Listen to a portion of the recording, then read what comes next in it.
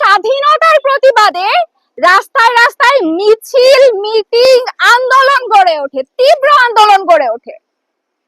যখন কোনো মেয়ের জিন্স প্যান্ট, শার্ট, পোশাক নিয়ে কথা হয়, তখন আমরা আসলে এমন আন্দোলন, আমাদের মিডিয়া কেঁপে যায় আন্দোলনে।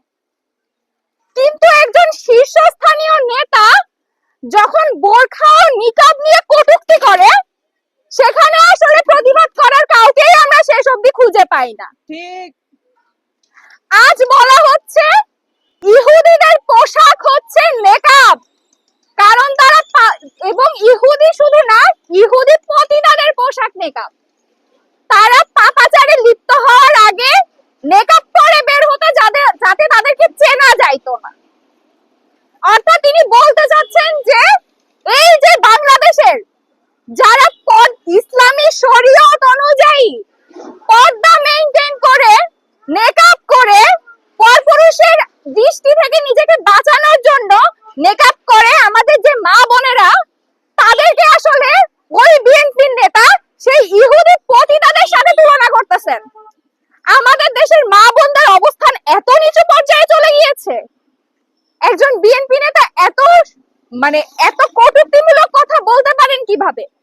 এবং এই কথা বলার পরেও তার এগেইনস্টে কোনো ব্যবস্থা সেই সংগঠন থেকে নেওয়া হয় না, কোন মিডিয়া, কোন সংগঠন, কোন ব্যক্তি এই কথার প্রতিবাদ করে না। ব্যতিক্রম আমরা দেখেছি, কেউ কেউ ফেসবুকে যে এই ছোট ছোট স্ট্যাটাসের মাধ্যমে প্রতিবাদ করেছেন, তাদেরকে আমরা স্বাগত জানাই। কিন্তু 98% একটি মুসলিম অধ্যুষিত দেশে আসলে পর্দা নিয়ে কথা বলা বা পর্দা নিয়ে কটূক্তি করা, এটা আসলে আমরা যারা মুসলিম, আমরা যারা শরীয়তকে নিজেদের মধ্যে ধারণ করি, আমরা যারা শরীয়ত সম্মত উপায়ে চলতে চাই, তাদের জন্য এটা খুবই লজ্জাজনক। আমি এর তীব্র নিন্দা ও প্রতিবাদ জানাচ্ছি। আপনারা জানেন সূরা নূরের 31 নম্বর আয়াতে স্পষ্ট করে মহান আল্লাহ তাআলা বলে দিয়েছেন যে হে মুমিন বান্দাগণ, তোমরা তোমাদের সৌন্দর্য প্রদর্শন করো না। সৌন্দর্য আসলে কোথায়? মেয়েদের সৌন্দর্য মুখে। শুধু মেয়ে না, প্রত্যেকটা মানুষের সৌন্দর্য আসলে তার চেহারায় প্রথমে প্রতিফলিত হয়। তো কেউ যদি নিজেকে আড়াল করবার জন্য পর্দা করে, আমি মনে করি না তাকে ইহুদিদের পতিতাদের সাথে তুলনা করতে হবে। আমরা আজকে এখানে শুধু জিন্স প্যান্ট, ওড়না ছাড়া টপ এবং ওয়েস্টার্ন পোশাকের স্বাধীনতা চাইতে হবে, আর আমাদেরকে এরকম কটূক্তি শুনতে হবে, এর তীব্র নিন্দা ও প্রতিবাদ জানানোর জন্য এখানে আসছি।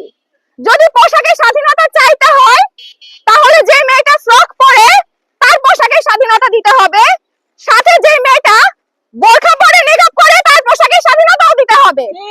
এই পোশাকের স্বাধীনতা যদি আপনারা শুধু ওয়েস্টার্ন কালচারের জন্য নিশ্চিত করতে চান একটি মুসলিম দেশে, সেটা আসলে দেশের এই মা বোনদের জন্য খুবই লজ্জাজনক।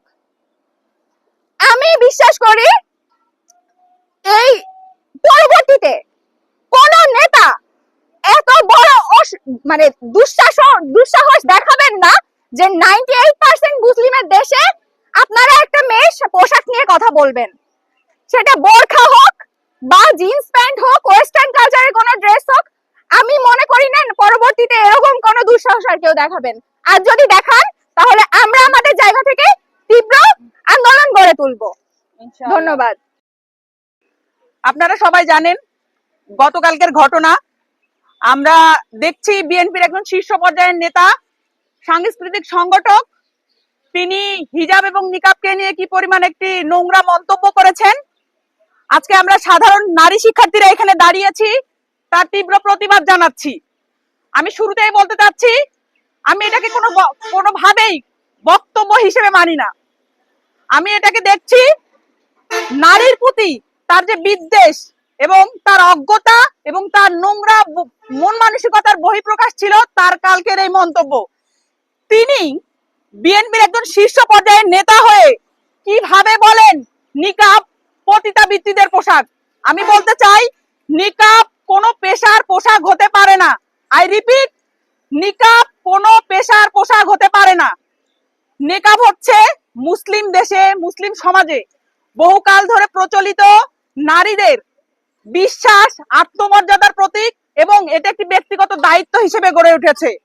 বিএনপি শীর্ষ পর্যায়ের নেতা যখন বলেন নিকাব পতিতাদের পোশাক হয়ে দাঁড়িয়েছে, ঠিক তখন তিনি নারীদের চরিত্রে যারা বহুকাল ধরে বিশ্বাস, আত্মমর্যাদার প্রতীককে নিকাব হিসেবে ধারণ করছে, সেইখানে তিনি কাদা ছুঁড়েছেন। তাকে স্পষ্টভাবে জানাতে চাই, নারীদের চরিত্রে যখন তিনি কাদা ছুঁড়েছেন, তার উল্টা প্রতিঘাত তাকে নিতে হবে। ঠিক।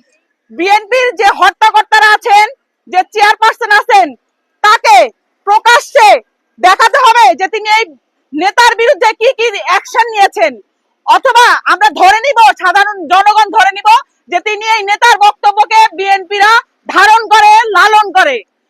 বিএনপির শীর্ষ পর্যায়ের একজন নেতা যখন এই সময়ে এসে নারীদের নিকাব নিয়ে কটূক্তি করে, এরা যখন সংসদে যাবে, আমার মনে হয় জামাত, আমরা যে হেফাজতের যে ন্যারেটিভ দেখেছি শাপলা চত্বরে, এরকম আরেকটি ন্যারেটিভ হবে।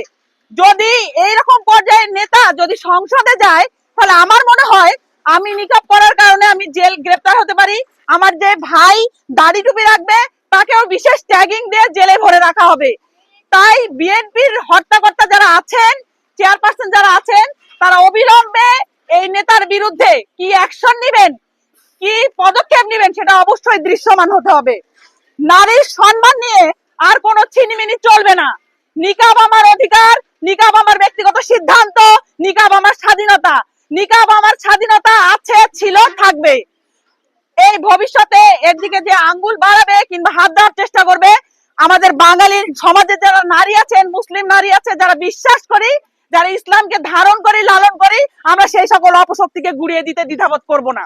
ঠিক। সুতরাং আজকে ইসলামী বিশ্ববিদ্যালয় থেকে জানাতে চাই, যে বক্তব্য তিনি দিয়েছেন তাকে অবশ্যই সরাসরি এসে তার ব্যাখ্যা দিতে হবে, এবং তিনি এবং যারা চেয়ারপারসন রয়েছেন এই শুয়োরের বিরুদ্ধে কি কি পদক্ষেপ তারা নিচ্ছে সেটা দৃশ্যমান আমরা দেখতে চাই।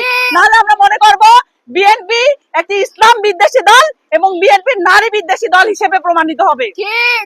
আশা করছি এটার বিরুদ্ধে পদক্ষেপ নেওয়া হবে। ইসলামী বিশ্ববিদ্যালয়ের সাধারণ নারী শিক্ষার্থীর প্রতি তীব্র প্রতিবাদ জানাই এবং নিন্দা জানালাম। ধন্যবাদ।